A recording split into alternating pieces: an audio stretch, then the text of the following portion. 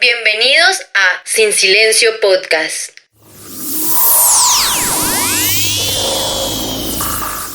Serie Entre Rejas.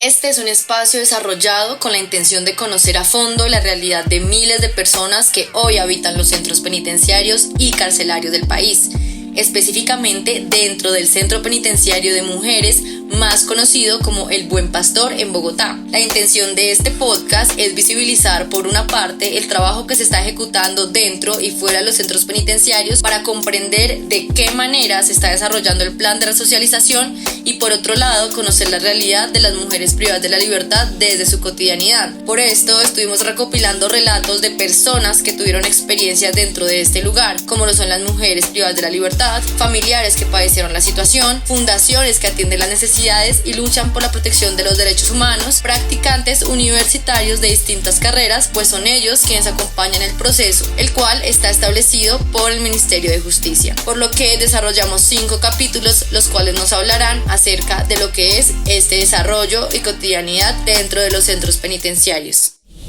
Capítulo 1. Ingreso y familia.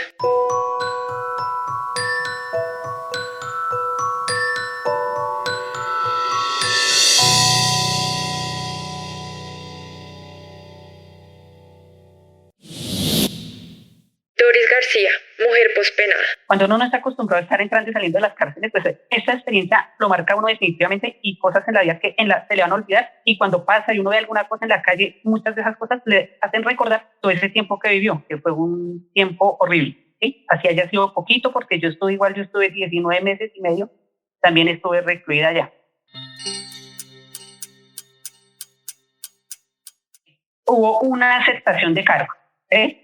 Entonces, ¿qué pasa? El abogado lo primero que le aconseja, bueno, hace este cargo con eso, de una vez le rebajan la mitad de la condena y sigue su proceso. Entonces, sí, o sea, yo era consciente de que pues, lo que estaba haciendo no era correcto y listo, acepté los cargos. Entonces, ¿qué pasa? Como yo no tenía ni antecedentes ni nada parecido, entonces me han otorgado una prisión domiciliaria, ¿sí? Entonces, el cargo que ellos tenían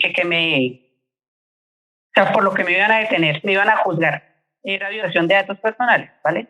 Entonces, esa es una condena de 14 años y 2 meses. Hubo la aceptación de cargo, ¿cierto? Entonces, ¿qué pasa? De 14 pasa a 7, un mes. Como no hay antecedentes, no hay nada, entonces ahí otra vez baja un poquito la sentencia, ¿sí? Pero yo quedé en prisión domiciliaria mientras seguía ese proceso. Ya cuando me iban a dictar sentencia, me sentenciaron a 63 meses. ¿Qué pasa con los 63 meses? Como es 5 años más 3 meses, no me alcanzó para seguir en prisión domiciliaria, entonces, por ende, de 5 años hacia arriba, lo envían a uno a la cárcel, ¿sí? Ya a prisión de entre rejas. Estuve 19 meses en mi casa, 19 meses y medio estuve detenida en mi casa, y después fueron por mí, el IMPEC, fue a mi casa y me dijo, bueno señora, ya, usted de nosotros, y me llevaron para el Buen Pastor. Jorge Larrañaga, abogado especialista de la Universidad del Rosario. Normalmente aquí en Colombia la medida de aseguramiento es entendida como una forma de que se materialice la justicia. Tú normalmente ves pues, en noticieros nacionales que cuando no aplican una medida de aseguramiento alzan y tiran un grito al cielo. Alexander Rogelis, abogado especialista en Derecho Penal de la Universidad del Rosario. El llamado populismo punitivo. Como te decía, estos delitos tienen mayor reproche entre la sociedad y más cuando se cometen contra menores de edad, más cuando se cometen contra niños. Pero yo pienso y en mi concepto, el aumento de penas no responde a una función de la pena, está encaminada en 5 ítems. Es la prevención general. Tú aumentas las penas y dices, le mandas un mensaje a la sociedad, mire, si usted va a cometer este delito, le voy a imponer una pena alta, le voy a imponer la cadena perpetua o en algunos países le voy a imponer la pena de muerte. Esa es la prevención general. Entonces ese mensaje se supone que va a generar un miedo en la sociedad, va a generar un respeto hacia la norma para que no se cometa ese tipo penal. Pero lo que ha demostrado las estadísticas y por ejemplo en países como Estados Unidos, como China, que tienen implementada la pena de muerte, es que los índices de criminalidad no han bajado. Efectivamente, tú puedes lanzar ese mensaje de que mire que este delito tiene esta pena, pero eso no va a ser razón suficiente para que la persona decida o no realizar la conducta punible. Pasa algo en el país y lo primero que hacemos en Colombia es endurecer las penas. Entonces, ¿qué es lo que estamos haciendo? Esa armonía interna que tiene que existir entre la proporcionalidad de las penas se ha ido acabando. Entonces pasa algo muy importante en el país. En el Congreso se radica un proyecto de ley, pretende endurecer las penas. Lo que hacen realmente es como alterar como tal todas las sanciones de cada delito como tal.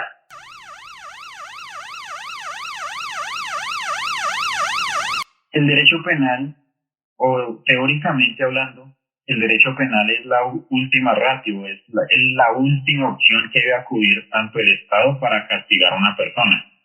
Tú le puedes imponer multas, tú le puedes imponer que vaya y haga tal actividad precisa para que no vuelva a cometer alguna acción. Puedes educar a la sociedad, que para mí es como lo más importante, educar a la sociedad para que nunca lleguen a cometer esos delitos, y enmarcar toda la actividad a la prevención, cómo se previenen los delitos, para que eso nunca llegue a suceder. Y entiendo que la mejor opción es la educación.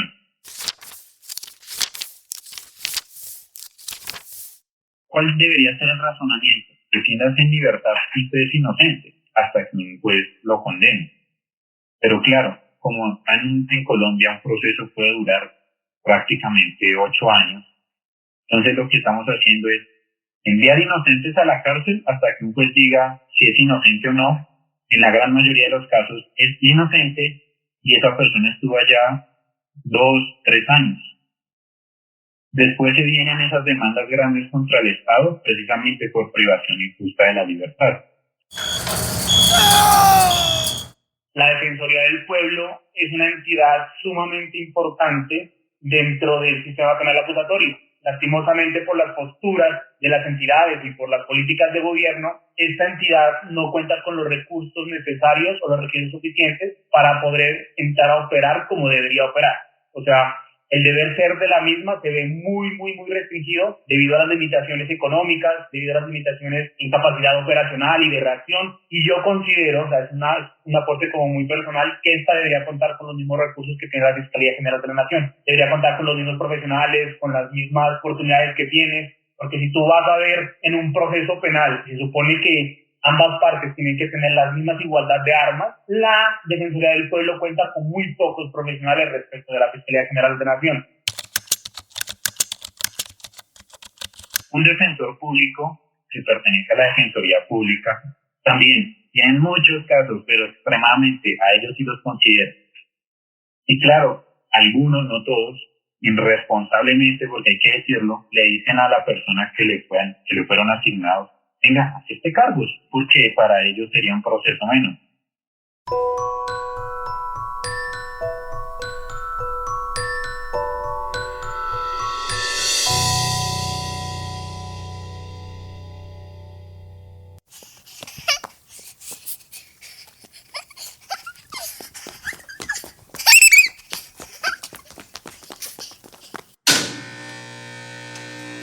Cuando una mujer llega a prisión, pues la familia se desintegra. Perdiendo uno la libertad lo pierde todo. O sea, todo se rompe. Por eso es que no hay resocialización, ni allá ni aquí afuera. Joaquín Jiménez, hijo de Doris, mujer pospenada. Pues ahí el ambiente se volvió re tenso porque yo veía a mi mamá re mal, anímicamente mal. Y ella trataba de demostrarme, no, que estoy bien, que estoy tranquila, que como estoy con gente del barrio, eso no ha pasado mucha vaina. Pues ya al principio todo se volvió denso porque ahí se volvió a ver la escasez, ¿no? De dinero, porque pues mi mamá era la que nos daba todo. Mi papá también era lo mismo, pero él tenía su cuenta, su vida aparte, su plata aparte, solo llegaba a dormir ahí.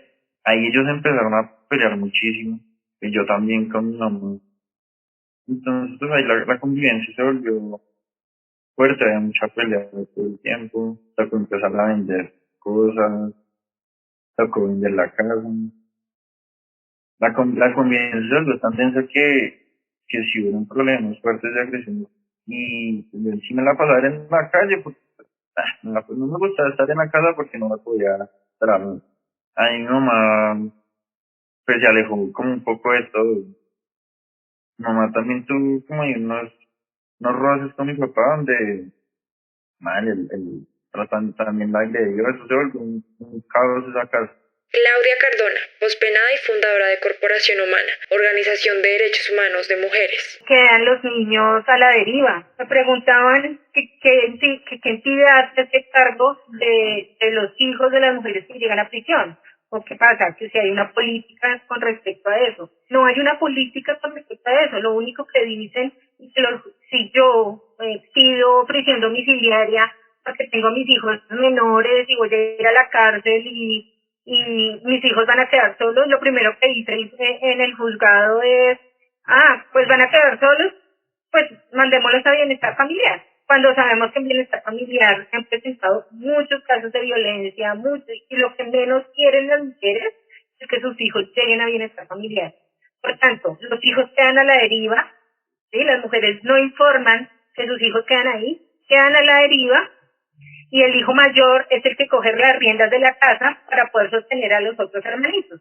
Y digo mayor que de edad de los otros hermanos, pero no mayor de edad, o sea, no mayor de 18 años. ¿Y qué pasa con ellos? Pues, tampoco pueden conseguir trabajo por ser menores de edad, ¿sí?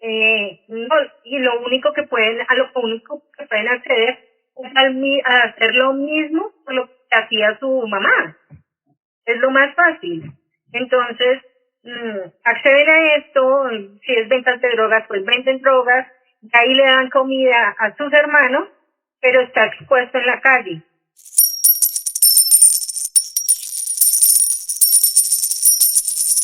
Yo en ese tiempo mantenía mucho en la perseverancia.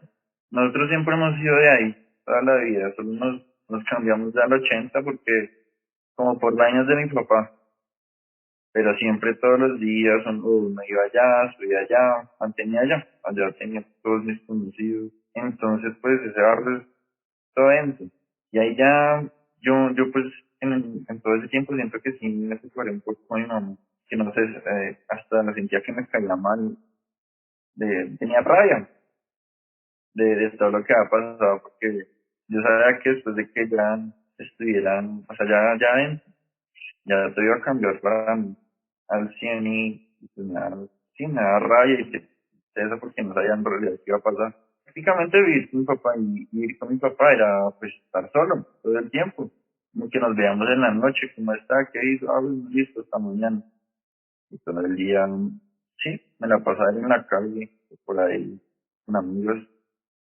Y ya después empecé a frecuentar ya ese barrio en sí hay mucho ladrón por todos lados.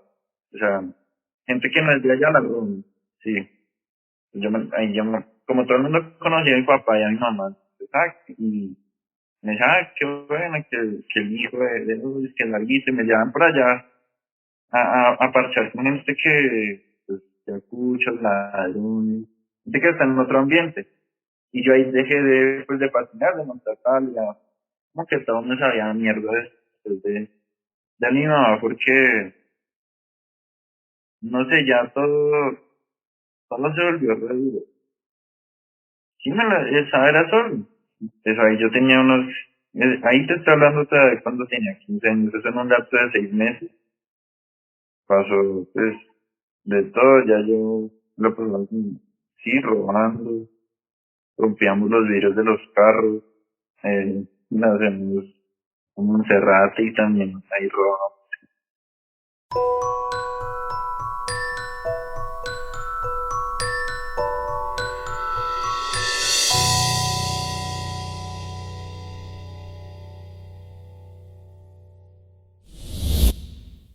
En la producción, Laura Pardo. Entrevistas, María Paula Pardo y Laura Pardo. Sin Silencio Podcast.